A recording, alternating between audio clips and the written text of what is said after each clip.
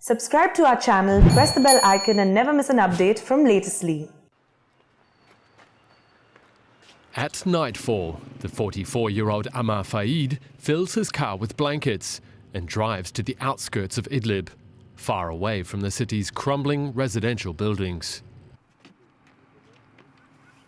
He spends the night here with his son.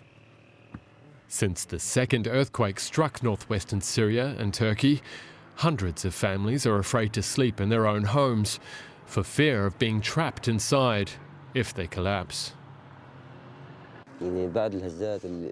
After all the earthquakes, my son and I are traumatized. We don't dare stay at home because it's not safe there. We haven't bought a tent.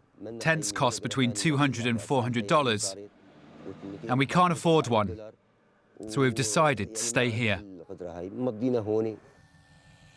The earthquakes that struck northern Syria and killed almost 6,000 people also destroyed thousands of structures.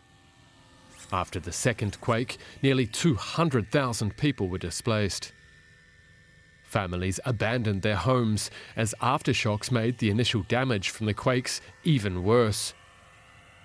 Many moved into tents in front of their houses or in other public places.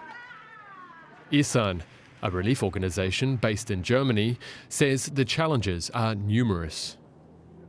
The most crucial obstacle to expanding refugee camps, to accommodate the enormous number of people displaced by the earthquakes, is that the communities were not ready to build such facilities. And there's the challenge of providing enough tents. And after the second earthquake, even more people abandoned their homes because of the trauma they experienced in the first one.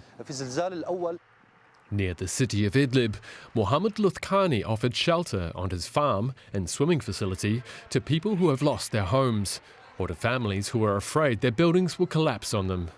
After the first earthquake, we received 22 families who lost their homes. And after the second one, many more came here because they were afraid to stay in their buildings. As you can see, it's difficult to meet their needs. For thousands of Syrians, the choice is between living on the street or living in fear.